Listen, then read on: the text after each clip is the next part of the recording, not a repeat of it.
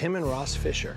Okay. And these guys, father, son, they found a giant, massive gold dredge on their property. And they are uncovering it and basically trying to make it almost like a living museum, but also they're finding gold on that property. Deep below the surface, hidden from the world for decades, lies a treasure beyond most people's imagination. Legendary treasure hunter Marty Lagina has announced a discovery that has stunned everyone. A buried gold fortune valued at nearly $140 million.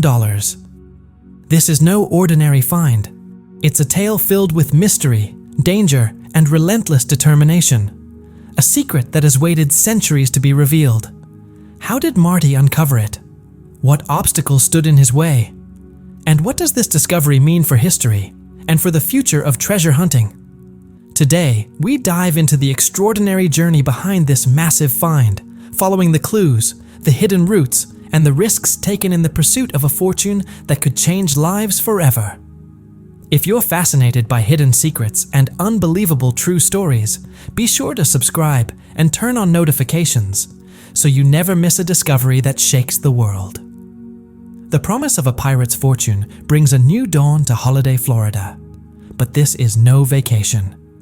Marty Lagina and Maddie Blake return to Anclote River Park under the heavy Florida humidity.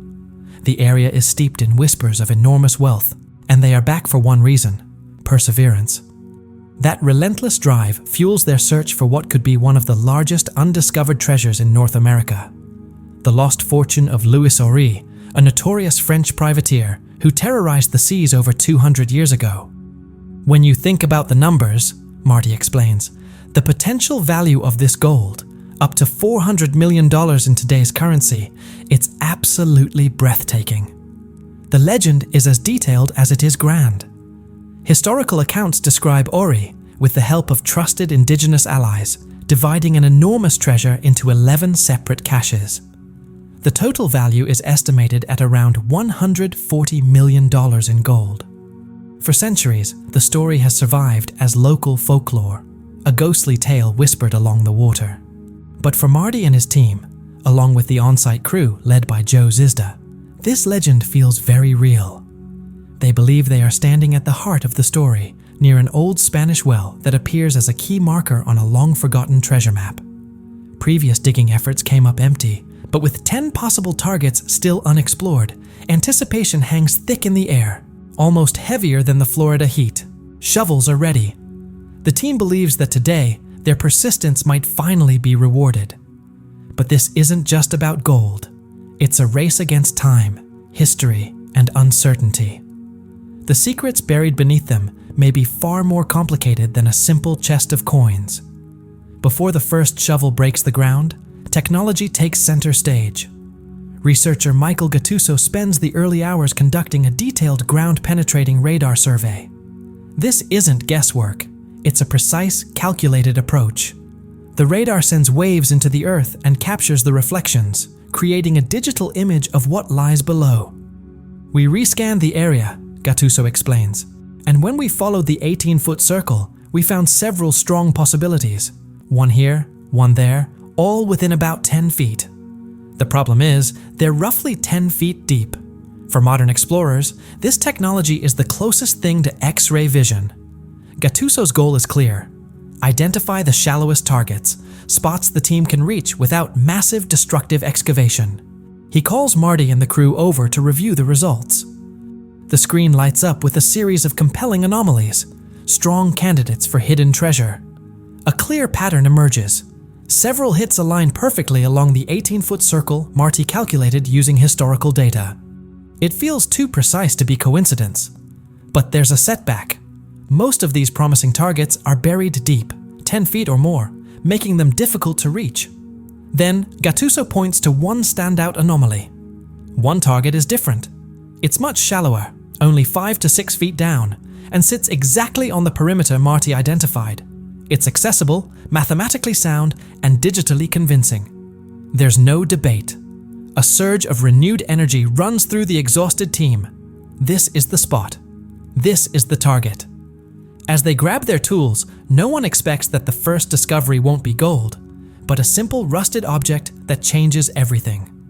With the target marked, the grueling work begins. Shovels strike the earth in a steady rhythm, each scoop carrying heavy expectations. Joe Zizda's confidence fuels the team. He believes this is the most promising dig site yet. Excitement, as he puts it, is through the roof. Suddenly, the sound of metal hitting metal cuts through the rhythm. Digging stops. Everyone looks down. Buried in the dirt is a badly rusted piece of metal. At first glance, it seems insignificant, but as it's cleaned, its shape becomes clear. It's a nail, a clenched nail. This type of nail was hammered through wood and bent over to permanently seal structures. It's hand-forged, crafted by a blacksmith, not mass-produced. The team's historical expert dates it to the late 1700s, possibly around 1790. This is a major revelation. Louis Ory was believed to be active in the area around 1817. The nail fits perfectly within the correct time period. It suggests people were building and sealing structures right when the pirate was said to have hidden his treasure. However, there's a complication. The nail was found in backfill, loose soil that may have been moved or dumped during dredging over the years. That means its original location is uncertain. Still, one crucial question remains. Where did that backfill come from? If Ory and his men were truly here, this nail aligns perfectly with the timeline. While it isn't gold, it's something just as powerful, a tangible connection to the past. And it reignites hope that the real treasure may still be waiting, just a few feet below. It felt like a whisper from the very era they were searching for. Energized by their earlier finds, the team dug deeper, unaware that the ground beneath them was about to reveal a clue of an entirely different kind. As the sun dipped toward the orange horizon, the hunt intensified. Metal detectors blared nonstop, signaling non-ferrous metal, exactly the kind of signal that could mean gold was close. No one wanted to stop. Blistered hands and sore backs were ignored. The relentless beeping became impossible to resist. As long as the signals kept coming, they kept digging, determined to break through the upper layers and reach the zone where the real secrets were hiding. Then, everything changed. The pale, whitish beach sand near the surface gave way to a rich, vivid orange layer beneath. This was the moment they had been waiting for. According to their consulting archaeologist, Dr. Aaron Taylor, this orange stratum was critical. It marked the point where brute force digging had to end and careful excavation had to begin. Any artifacts from the era they were targeting would most likely be found here. The color of the soil meant a complete shift in strategy. The hard labor was over. Now came the slow, delicate work of uncovering small, easily missed clues. Sifting stations were set up, and every shovel of orange sand was carefully screened. The process was exhausting and painstaking, especially under the unforgiving sun. They searched for anything unusual: a button, a bead, a shard of pottery, or, if luck favored them, a Spanish coin. The orange soil represented a horizon untouched for centuries. Sift by sift, they peeled back layers of history. The energy was electric. They were at the right depth, in the right soil, in the right place. Then a sudden shout broke the silence. Someone had found something. It wasn't metal. It wasn't a coin. But it was old and unmistakably out of place. Emerging from the sifter was a strange, dark stone, smooth on one side, jagged on the other, with an edge unnaturally sharp. It looked like the base of a broken pot, but it was clearly stone. Dr. Aaron Taylor examined it closely and made an immediate identification. It was chert, a stone highly valued by the region's First Nations peoples. Chert could be shaped into razor-sharp tools, making it ideal for arrowheads, knives, and scrapers. Finding a worked piece of chert more than 2 feet deep in the orange layer was a major discovery. In one sense, it was incredible news. The legend of Louis Ory claims he was helped by indigenous allies when he buried the 11 treasure caches. Finding a native artifact in the exact area they were digging strongly suggested that those allies had once been there. The chert was a tangible connection to the people who may have helped hide what is believed to be $140 million in gold. It was powerful confirmation that their theory might be right.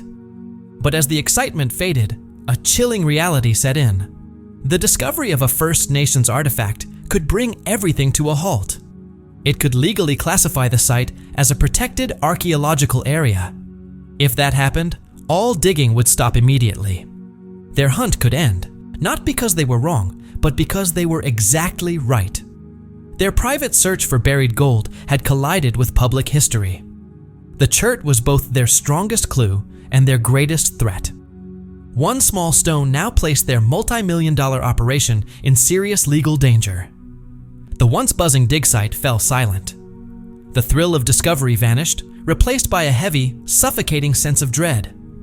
The very object that confirmed they were on the right track had become a ticking clock, counting down to the possible end of their dream. There was no choice.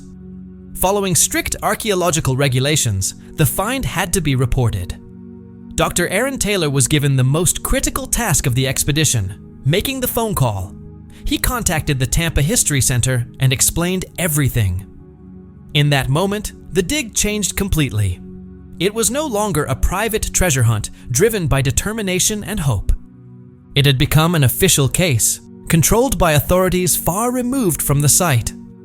The decision to continue was no longer theirs.